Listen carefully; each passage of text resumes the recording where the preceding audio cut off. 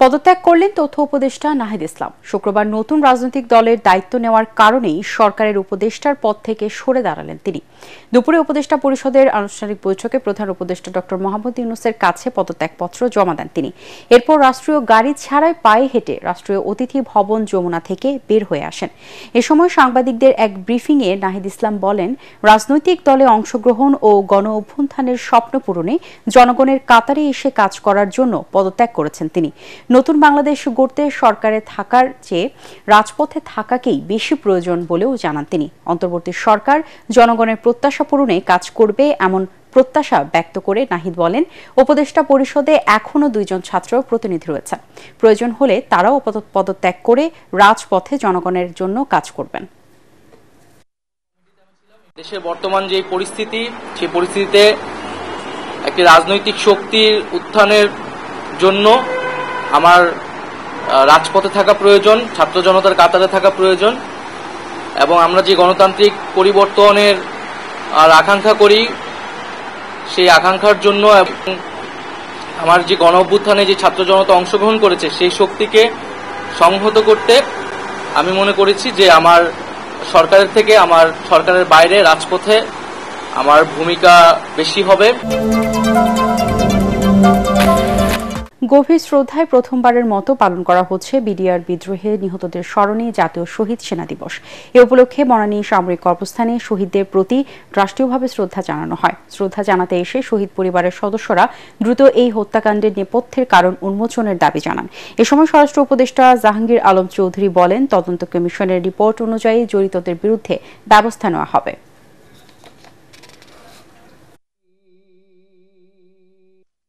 ভিশনের ফুলঝুরি mega অফারে fridge কিনলেই পাচ্ছেন 16 পিসের আকর্ষণীয় গিফট বক্স একদম ফ্রি।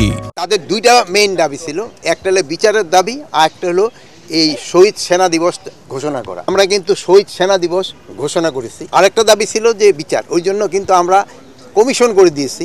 তাদের 3 মাস সময় দেওয়া হয়েছে, তাদের রিপোর্টের বেসিসে আমরা যারা যারা দোষী সাব্যস্ত হবে তাদেরও বিচারের আওতায় নেওয়া হবে। অন্তর্ভুক্তিমূলক নির্বাচন আয়োজনে প্রধান উপদেষ্টা যথাসাধ্য চেষ্টা করছেন বলে জানিয়েছেন সেনাবাহিনী প্রধান জেনারেল ওয়াকার উজ্জামান।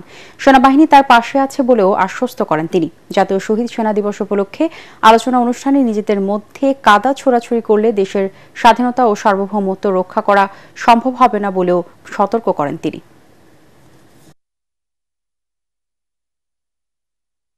এই দেশের শান্তি শৃঙ্খলা রক্ষার দায়িত্ব খালি সেনাবাহিনীর না। 2 লক্ষ পুলিশ আছে, বিজিবি আছে, র্যাব আছে, আনসার ভিডিপি আছে, আমার আছে হচ্ছে 30,000 সৈন্য। আমরা দেশে একটা ফ্রি ফেয়ার অ্যান্ড ইনক্লুসিভ একটা ইলেকশনের জন্য দিকে ধাবিত হচ্ছে এবং তার আগে যে সমস্ত সংস্কার করা প্রয়োজন অবশ্যই সরকার সেদিকে খেয়াল করবেন। ৭১ মানবতা বিরোধী অপরাধের মামলায় জামায়াত নেতা এটিএম আজহারুল ইসলামের মৃত্যুদণ্ডের রায়ের বিরুদ্ধে রিভিউ আবেদনের প্রথম দিনের শুনানি শেষ হয়েছে। পরবর্তী শুনানির জন্য আগামীকাল দিন ঠিক করেছেন আপিল বিভাগ। প্রধান বিচারপতির নেতৃত্বে 5 বিচারপতির বেঞ্চ আদেশ দেন। এদিকে আসামি পক্ষের আইনজীবী বলেন, এটিএম আজহারের রিভিউ আবেদনে আরও কয়েকটি যুক্তি যোগ করার বিষয়ে আবেদন করা হয়। এদিকে জামায়াত নেতা এটিএম আজহারুল ইসলাম আপিল বিভাগে ন্যায় বিচার পাবেন বলে আশা করেছেন দলের সেক্রেটারি জেনারেল অধ্যাপক মিয়া গোলাম পরওয়ার। আদালত প্রাঙ্গণে সাংবাদিকদের প্রশ্নের জবাবে তিনি জানান, আদালতের উপর চাপ সৃষ্টি নয়, বিচার কাজ পর্যবেক্ষণ করার জন্য তিনি এখানে এসেছিলেন। 2019 সালের 23 অক্টোবর মানবতা বিরোধী অপরাধের মামলায় জামায়াত নেতা এটিএম আজহারুল ইসলামের মৃত্যুদণ্ডের রায় বহাল রাখে আপিল বিভাগ। 2014 সালে 30 ডিসেম্বর আজহারকে মৃত্যুদণ্ডের আদেশ দেন আন্তর্জাতিক অপরাধ ট্রাইব্যুনাল।